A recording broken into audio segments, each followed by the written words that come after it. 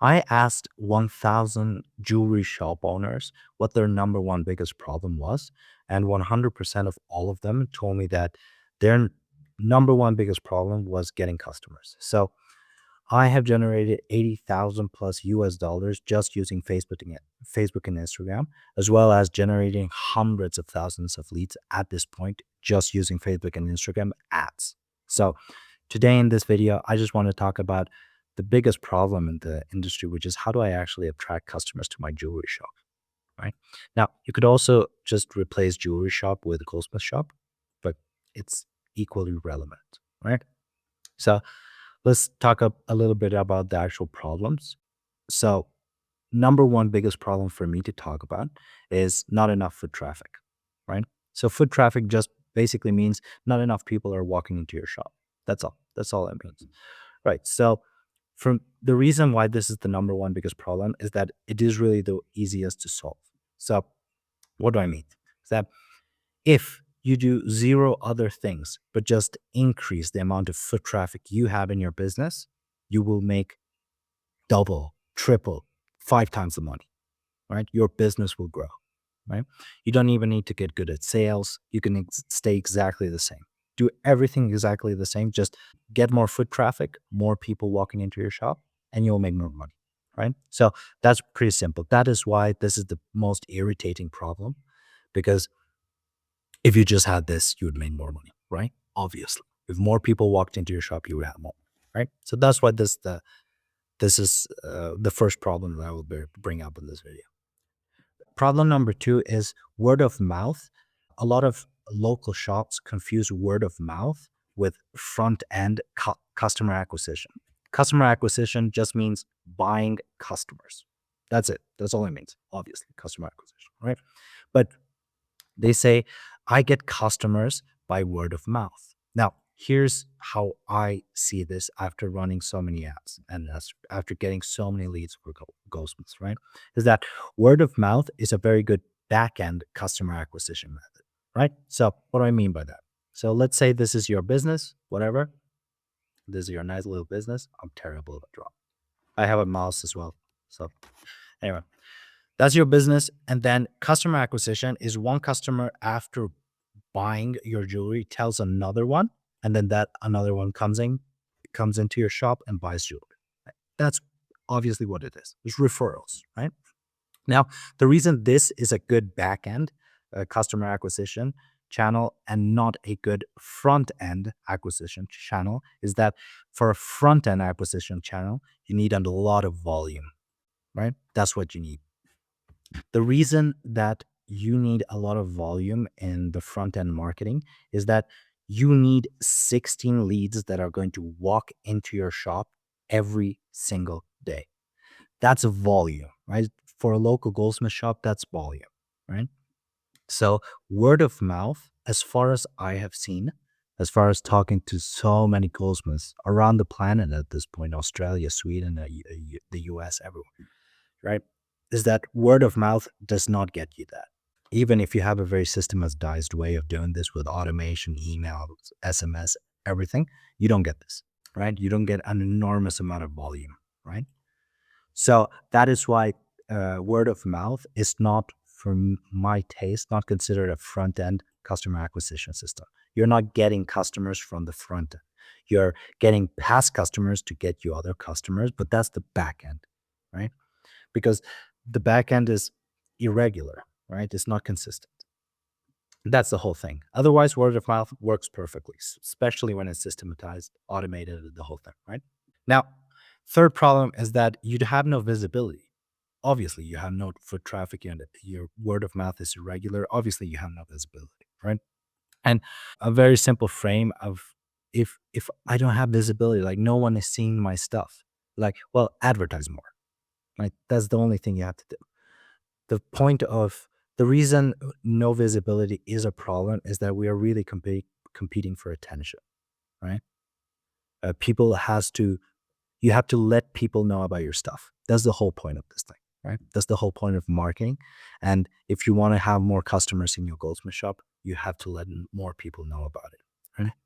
Which gets us to the next point, which is One of the big things that a lot of jewelry shops and goldsmith shops complain about, and it is true, to be honest with you, is that you're competing with huge jewelry brands. And also, you're competing with a lot of shops, right? You're competing with a lot of shops. Just to give you an example of that, like for example, if you go to Google Maps, right, and you just check out Goldsmith Stockholm, look how many there are just in Stockholm, and this is just the city center, right? This is all of them, right? And you have more, right?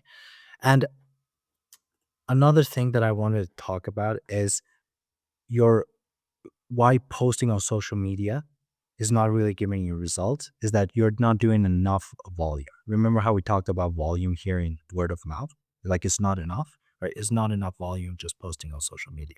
That's the thing about ads. It gives you the ability to do an enormous amount of volume, to reach an enormous amount of really, really good people in your local area. So that's why social media is not getting you. I mean, it might get you some results, obviously. If you post a lot, it'll get you a lot of results. However, you won't get as much reach as if you were running ads, obviously. And you need to do an enormous amount of volume on this. But it works, right? So let's talk about Facebook and Instagram. The solution, right? Okay. Let's talk about Facebook and Instagram. So the reason these are good is that you're putting your jewelry in front of people, strangers basically, who are really ready to buy. The reason is that you can actually target people who are ready to buy, or people at least who are more prone to buy your stuff. Right? That's a huge, huge thing about meta ads in general. Right? They are interrupting people who are just scrolling, who are really, really good if you get their contact info so that you can sell them jewelry. Like that's the beautiful thing about meta ads, right? And also, point number two is that you reach customers before they visit any shop. So here's the thing. If you talk about meta ads, so Facebook and Instagram versus Google ads, here's why Facebook ads just wins. First of all, in Google, you're competing against we are competing against many people, and you're competing with, it's very expensive, first of all. Second of all, you're competing with many people. Third is that you're competing for a very small pool of people, right? You're competing for people who are looking for your stuff. So this is kind of how it works in reality, right? So if you, I'll just take Stockholm as an example because I'm from there, right? I'm from Stockholm. So if you type in Google jewelry Stockholm, right, you will see a sponsored result, right? Stockholm Jewelers, Diamond Factory.se, right? .se if you're Swedish, right?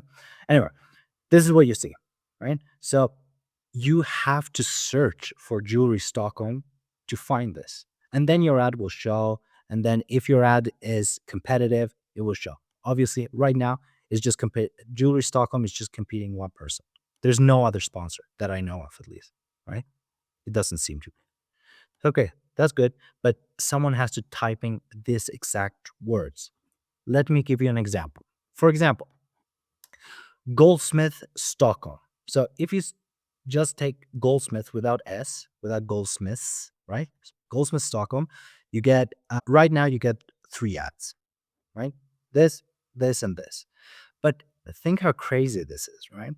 If I put Goldsmiths Stockholm, I get none of them. Think about that. Think about how crazy that is for Google, right? One letter will take out 3 potential ads.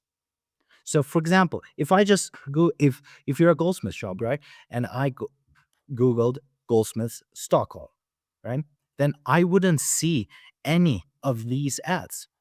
I wouldn't see any of this. Look, goldsmith Stockholm. I see none of them. I see others that are not actually paying, and you are paying for your ads to be shown, and they are not showing just for one letter because of one letter, right? They put in their keyword and where they are competing for keywords, they put in goldsmith because they are goldsmith, right?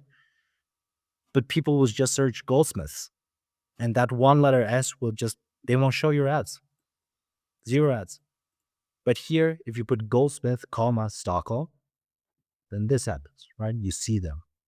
So that's why Facebook just beats Google out of the water, right? This is the reason. First of all, it's really expensive. Second of all, you're competing with a large pool of people. Third, this sort of things happen, right? This is a very stupid mistake, and it happens.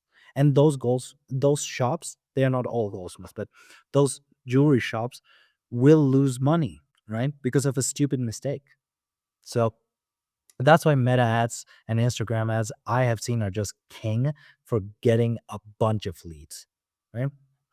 Third point is just the target audience. Ads can be shown only to people in your city, in your area, and even specific age groups who are most likely to buy your jewelry, right? You can target, you can segment the age of the people you want your ad to be shown. That's huge, right?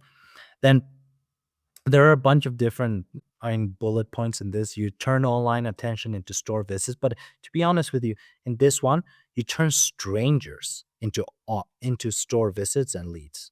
You're not turning attention into leads. You're turning strangers. You're getting complete strangers who had no idea you existed, who frankly maybe weren't even thinking about buying jewelry, and you turn them into leads, and then you can turn them into sales, obviously. Remember the first point was foot traffic, right? These are strangers walking into your shop. That's the beautiful thing about this. You can turn online. I'll change this. Instead of attention, I'll put strain. Yeah. Because this is more clear. Actually, this is more clear. This is more accurate, right? You're turning online strangers into leads, right? Also, this is a very good point. You're standing out from other local goldsmith shops. So I remember I went one night and I said, I want to see how many goldsmith shops in Stockholm. I was doing just for them, right? So how many goldsmith shops in Stockholm are actually running Facebook ads? It's insane how few of them were running. I think three were running Facebook ads. Three. And one of them was an international corporation. So it wasn't really a local goldsmith shop. It was an international corporation, a huge goldsmith chain, right? International goldsmith chain, right? And they were running ads. And they were one of the only three that were running Facebook ads. Insane, right? And obviously the three that were running Facebook ads were huge companies, right? One was an international corporation who was actually Swiss, I think. And the other two were the two biggest in Sweden, right? Obviously, the winners are advertising on Facebook and Instagram, right? But local goldsmith shops refuse to do that, right? And this is the thing. It even works for your local goldsmith shop, right? I've seen it. I mean, I have generated hundreds of thousands of leads just using Facebook and Instagram for local goldsmith shops. This works, right? Because the most horrible thing is what I repeat in my videos. The most horrible thing for a goldsmith shop is going into your business, waiting for people to walk in, and no one fucking walks in. That's the most horrible thing on the planet, right? So, goldsmiths, I hope this was valuable. If you want to learn how to actually get hundreds of thousands of leads using just Facebook and Instagram ads, there's a link in the underneath this video.